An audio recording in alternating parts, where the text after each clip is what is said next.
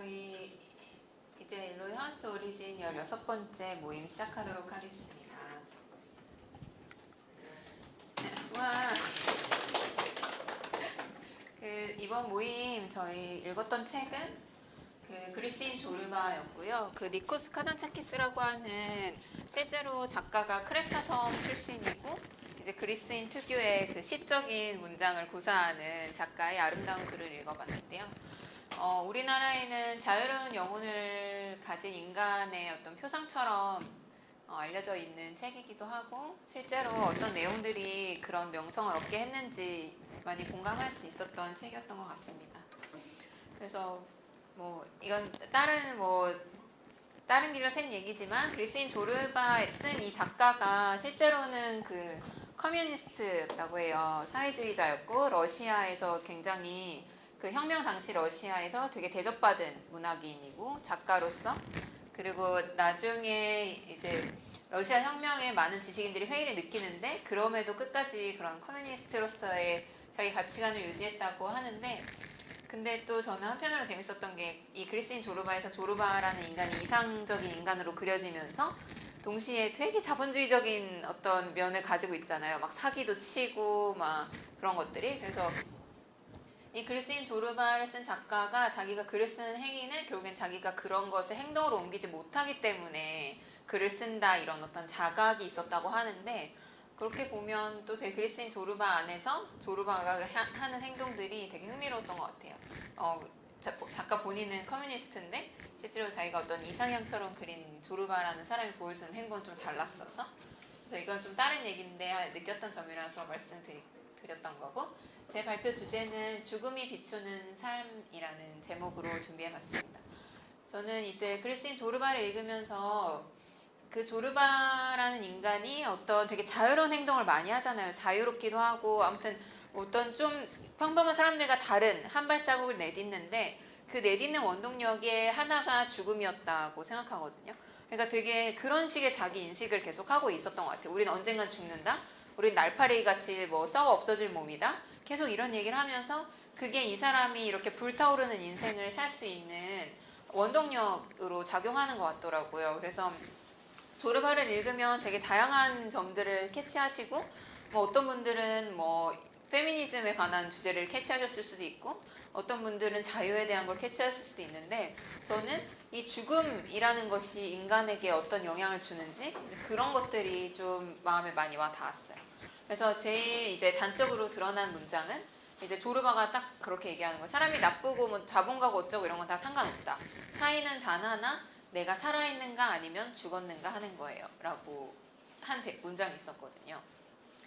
그래서 죽음이라는 거는 되게 보편적인 명사이자 현상이잖아요. 죽는 거는 생물의 생명이 없어지는 현상, 그러니까 생명이 없어지는 현상을 말하는 거고 이 죽음이 사회적으로 가지는 의미는 이제 한 객체가 죽게 되면 그 객체는 사회적으로 법적으로 보호받던 모든 권리의 주체로서의 자격을 잃는 게 또 하나의 사회적인 의미입니다. 그래서 예를 어떻게 들여져 있었냐면 우리가 살아있는 사람을 때렸을 때는 때려서 상해를 얼마나 입혔느냐에 따라서 징역 15년, 20년 이렇게 살게 되는데 죽어있는 사람을 때리면 그 사람은 이제 자기 권리를 보호받지 못하죠. 그러니까 시체를 훼손하는 거는 죄가 최대 징역 3년이라고 하더라고요. 이제 그런 식으로 사회적으로 죽음은 그런 의미를 가지고 있죠. 사실 근데 이 발표는 우리가 죽음이라는 단어나 죽음이라는 현상에 대해서 파고드는 게 아니라 이 죽음이라는 걸 가지고 삶을 어떻게 볼 것이냐이기 때문에 그런 문제에 대해서는 따로 논의는 하지 않겠지만 의학 쪽에서는 특히나 이제 뇌사자 장기이식 이런 문제들이 있기 때문에 어느 지점을 죽음이라고 정의할 것인가에 대한 논의가 되게 많거든요. 그러니까 일반적으로 사람들은 이렇게 뇌도 멈추면서 심장도 멈추고 폐도 멈추고 해서 죽는데 어떤 특별한 경우에는 뇌는 멈췄는데 심장이랑 폐는 살아있고 심장은 살아있는데 뇌랑 폐는 죽어있고 이런 경우들도 생긴단 말이죠. 그래서 인간이 죽은 걸 뇌가 죽었을 때로 해야 되냐 심장이 죽었을 때로 해야 되냐 아니면 폐로 죽었을 때로 해야 되냐 그런 다양한 의학적 정의에 대한 논의가 있어요. 그래서 그런 거는 오늘 발표의 지점은 아니지만 한번 생각해 보시면 좋을 것 같아서 말씀을 드리고 그래서 제가 사실 의사로서 그 죽음에 대해서 뭐 한 학기 정도 공부를 해본 경험이 있고, 이제 그럴 때 제가 현대의 죽음에서 느꼈던 거는 되게 이전의 죽음, 우리가 인류 역사에서 그동안 다뤄져 왔던 죽음이랑 현대의 죽음은 좀 모습이 다른다고 많이 느꼈거든요. 대표적인 예가 이건 이제 흑사병이 돌 때 유럽의 모습을 그린 판화인데, 보시면 그냥 우리가 길 가는 길거리에 삼성역 여기 뭐 테헤란로 이런 길거리에 죽은 사람들이 있는 거예요. 그러니까 그리고 옛날에는 맹장염에 걸려도 죽었겠죠. 맹장을 떼는 수술을 못했을 테니까.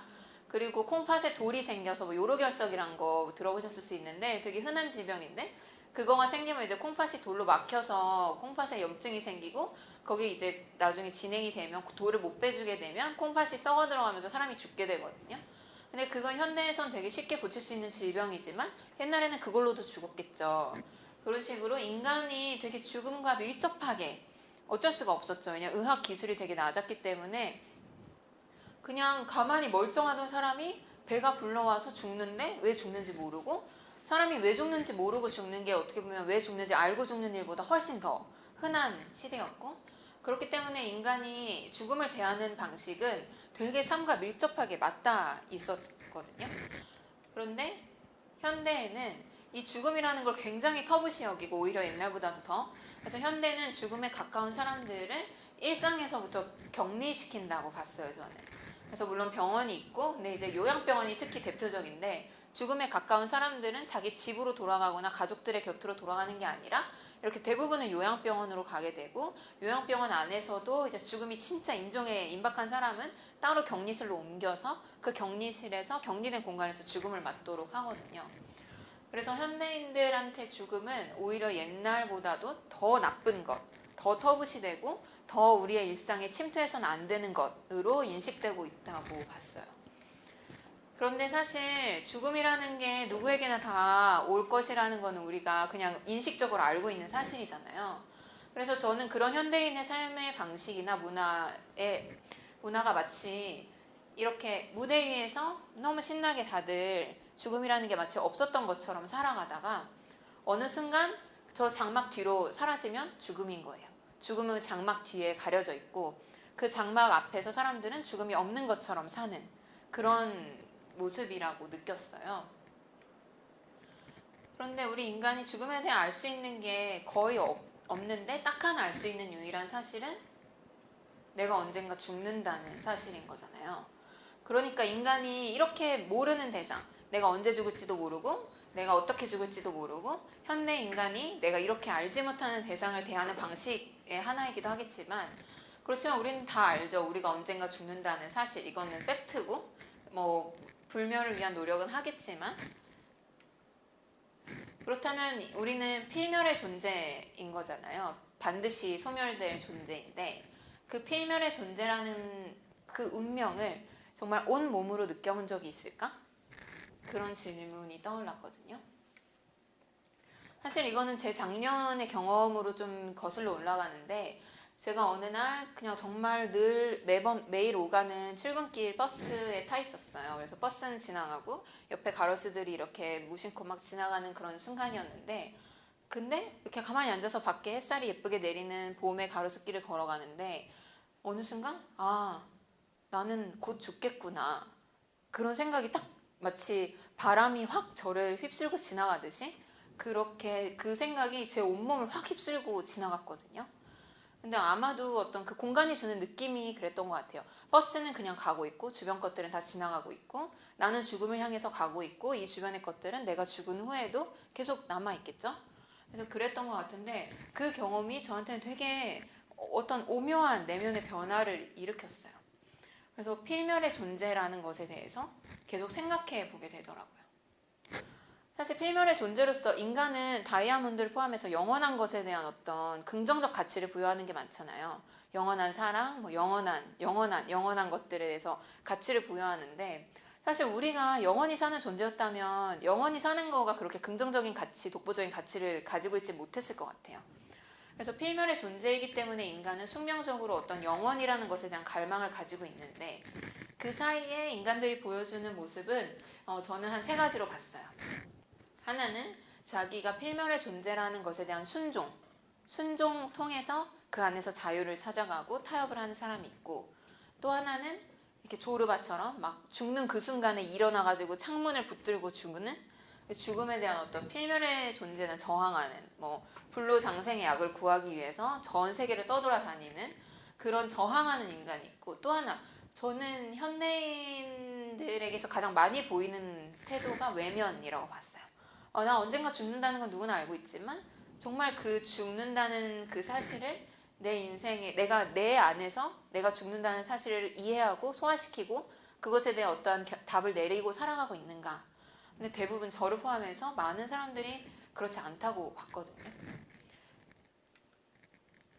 그래서 저는 오늘 이 모임이 우리 삶을 다양한 것으로 조명해 볼 수 있어요. 뭐 자아 실현이나 자유, 성장, 사랑, 창작, 쾌락, 고난, 어떠한 주제로도 삶을 조명해 볼 수가 있고 그 주제마다 삶이 보여주는 모습이 다 다를 거라고 보거든요.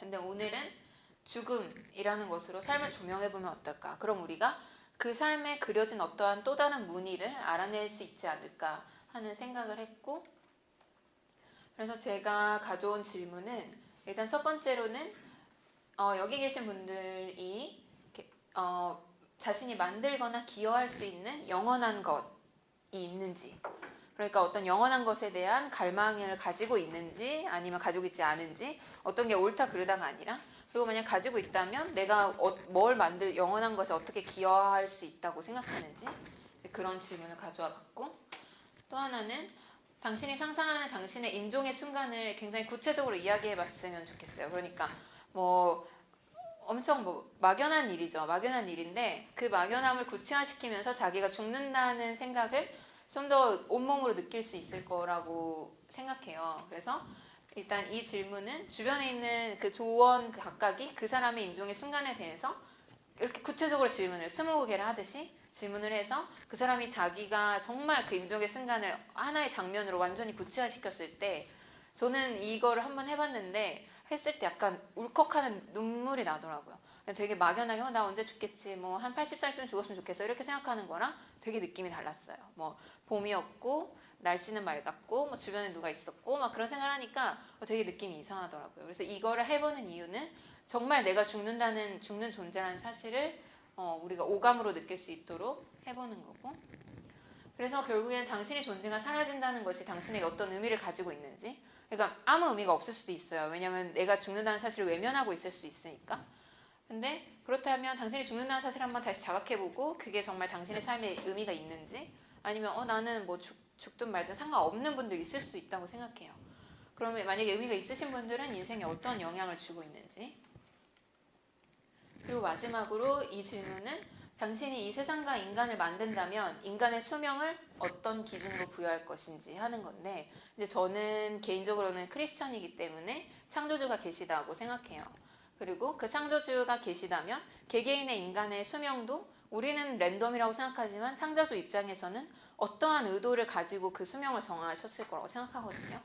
근데 그렇게 생각해 보니까 그러면 내가 이 세상을 창조할 때 내가 인간을 창조한다면 난 어떤 기준으로 인간의 수명을 정할 거고, 만약 그렇다면 지금 그 기준에서 내 인생은 어디까지 가고 있는가, 그런 생각을 해보면 재밌겠더라고요.